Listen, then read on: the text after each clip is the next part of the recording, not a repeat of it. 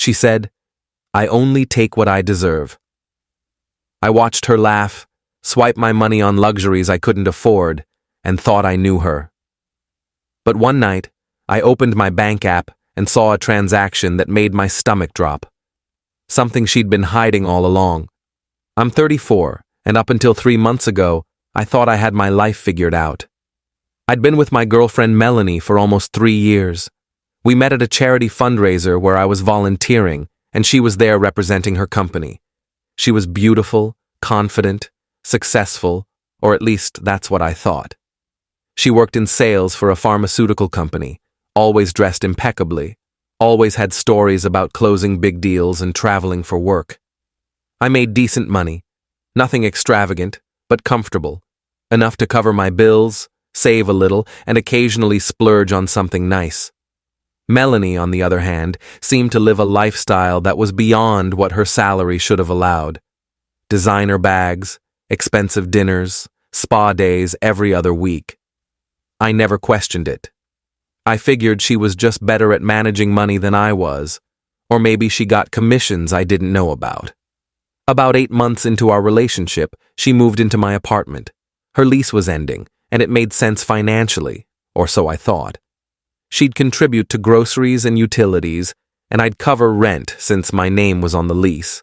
It seemed fair, but gradually things shifted. She'd forget her wallet when we went out to dinner. She'd ask to borrow money for gas, then never pay me back. She'd use my credit card for emergencies that turned out to be shopping trips. When I'd bring it up, she'd get defensive. "I only take what I deserve," she said once, after I questioned a $300 charge at some boutique I'd never heard of. "You make good money. What's the big deal?" I let it slide. I didn't want to be the guy who counted every penny, who made his girlfriend feel bad for wanting nice things. So I absorbed it. Paid the credit card bills, covered the dinners, bought the concert tickets she wanted, the weekend trips she suggested. But I started noticing patterns. She'd come home with new shoes, new clothes, new jewelry, and when I'd ask about it, she'd brush it off. Work bonus. Got it on sale. A friend gave it to me. I wanted to believe her. I really did. Then, one night, about 4 months ago, I couldn't sleep. It was 2 a.m. on a Tuesday. I was lying in bed, scrolling through my phone, and decided to check my bank account. Just a routine check, nothing suspicious. I opened the app, and my checking account balance loaded.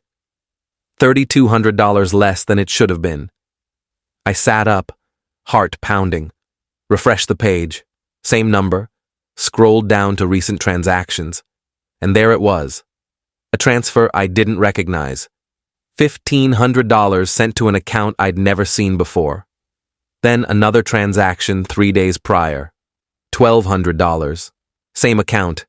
My hands were shaking as I scrolled further. Over the past 2 months, there'd been 6 transfers like this, totaling almost $8,500, all to the same external account. I looked over at Melanie, sleeping peacefully next to me. She had my debit card. I'd given it to her months ago when she said hers was frozen due to suspected fraud and she needed to buy groceries. She'd never given it back. I got out of bed, went to the living room and pulled up my laptop, logged into my bank account on the desktop for more details. The account receiving the transfers had a name attached, M. Lawson, Melanie's last name. She'd set up an automatic transfer from my account to hers, and I hadn't noticed because I didn't check my balance obsessively. I just assumed the money I made was enough to cover everything. I didn't sleep the rest of that night. I just sat there, staring at the screen, trying to make sense of it. Was this a mistake? Had she set it up thinking it was from her own account? But even as I tried to rationalize it, I knew the truth. She'd been stealing from me. For months. Update 1. When morning came, Melanie woke up like nothing was wrong. She walked into the kitchen, kissed me on the cheek, made herself coffee, started talking about her day. I just watched her, feeling numb. "Hey, you okay?" she asked, noticing I wasn't responding. "You look tired." "I didn't sleep much," I said. Work stress? Something like that. She shrugged, grabbed a yogurt from the fridge, and headed to the bathroom to get ready. I sat there with my laptop still open, the transaction history glaring at me. I waited until she left for work. Then I called my bank. The representative confirmed what I already knew. The transfers were legitimate, meaning they were authorized from my account. Since Melanie had access to my debit card, and presumably my account information, she'd set up the recurring transfer herself. Can I reverse them? I asked. Not without proof of fraud or theft, and since she had authorized access to your account, that complicates things. You'd need to file a police report. I hung up, feeling sick. Police report meant pressing charges. Pressing charges meant potentially sending my girlfriend to jail. Could I do that? I decided to confront her first. See if there was an explanation I was missing. Maybe she'd intended to pay me back. Maybe there was a reason. That evening, she came home around 6:30, carrying shopping bags. More shopping bags. Hey, babe, she said brightly, setting them down on the couch. Look what I got. They were having a sale at... Melanie, we need to talk. She looked at me, her smile faltering. About what? Sit down. She sat, suddenly wary. I pulled up my bank account on my phone and turned it toward her, showing the transaction history. What is this?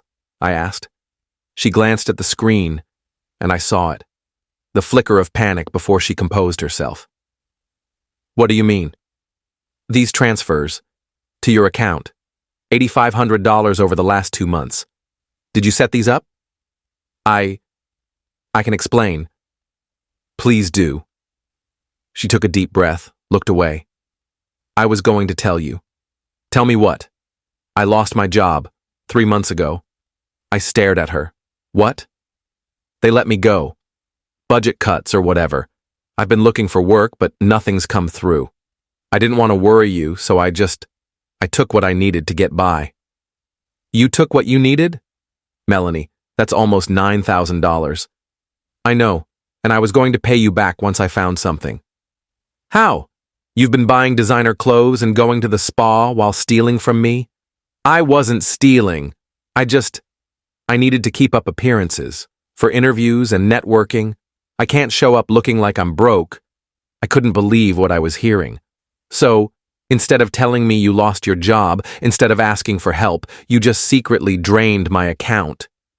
I knew you'd react like this. I knew you'd make me feel bad about it. Make you feel bad? Melanie, you committed fraud. It's not fraud if we're together. Couples share money. Not without consent, they don't. She stood up, angry now. You know what? I do deserve that money. I've put up with your boring lifestyle, your cheap dates, your refusal to take me anywhere nice. I gave you 3 years of my life. That money is the least you owe me. I felt like I'd been slapped. Get out. What? Get out of my apartment. Now. You can't kick me out. I live here. Your name's not on the lease. You've been stealing from me. Get out before I call the police. Her face went pale. You wouldn't. Try me. Update 2. She left that night, threw some clothes in a suitcase, called a friend to pick her up. She was crying, yelling, saying I was overreacting, that I'd regret this. I just stood there, arms crossed, watching her go. The next morning, I went to the bank in person, changed all my passwords, got a new debit card, closed the account she had access to, and opened a new one. I also filed a police report. The officer who took my statement said it was technically theft, but since we'd been in a relationship and she'd had access to my accounts, it would be hard to prosecute. Still, I wanted it on record. Over the next few days, Melanie texted me constantly. Apologies, mixed with accusations. She was sorry, but also I was heartless. She'd made a mistake, but also I'd driven her to it by not appreciating her.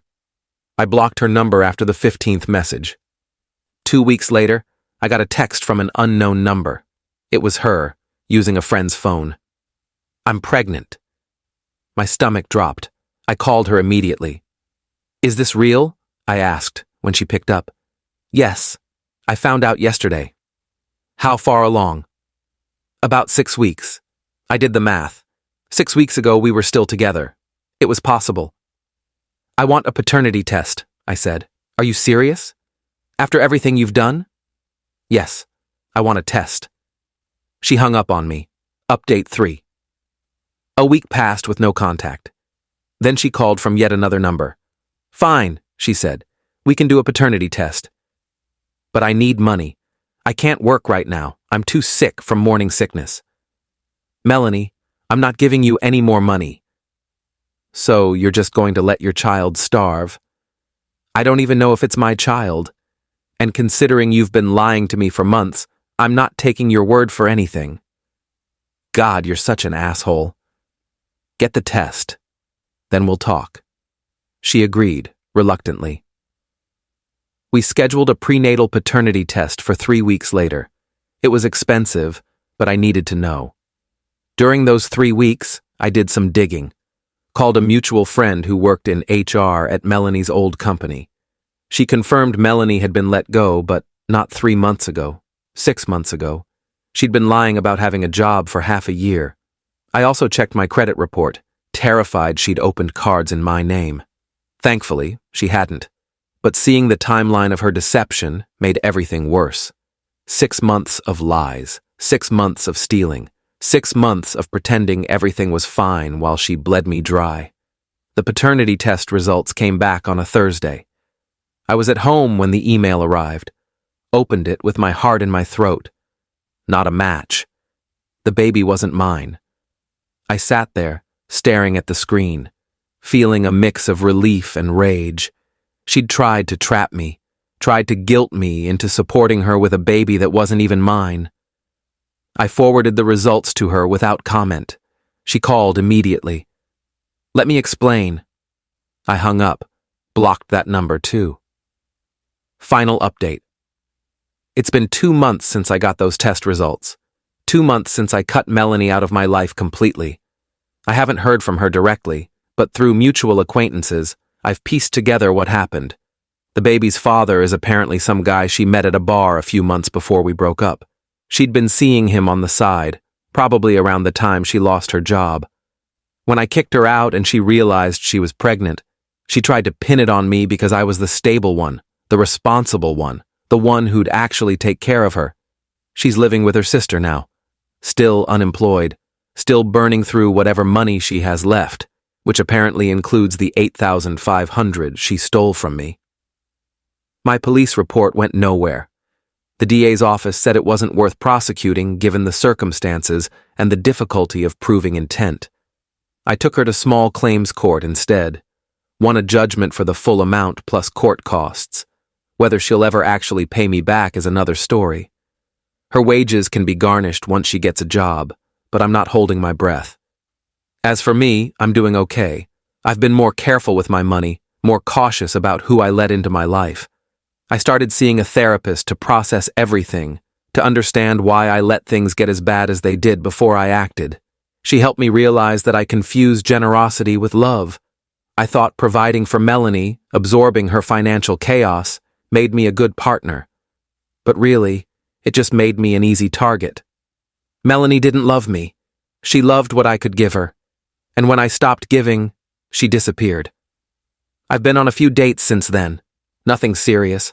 I'm taking my time, learning to recognize red flags early, learning that someone who truly cares about you won't bleed you dry and then blame you for being upset about it.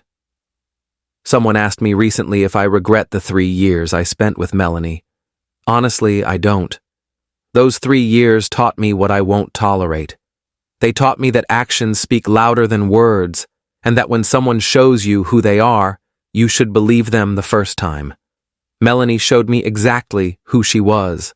A liar, a thief, a manipulator who believed she was entitled to whatever she wanted, regardless of who she hurt. And when I finally stopped enabling her, she moved on to the next person who would. I just hope that baby's real father figures it out faster than I did. Because Melanie's not going to change. She's going to keep taking, keep lying, keep justifying it with that same line she gave me. I only take what I deserve. The difference now is, I know the truth. She doesn't deserve anything from me. Not my money, not my time, not my sympathy. She deserves exactly what she gave me. Nothing. Edit. A lot of people are asking why I didn't notice the money missing sooner. Honest answer, I wasn't paying close attention. I had automatic bill pay set up. I wasn't living paycheck to paycheck, and I trusted her. That was my mistake. Now I check my accounts weekly. Trust, but verify. Edit 2. For those saying I should have pressed charges harder, I tried. The police and DA's office both said that because she had authorized access to my account, I'd given her my debit card. Proving criminal intent was nearly impossible. Civil court was my only real option. The system isn't great for financial abuse cases, especially between partners.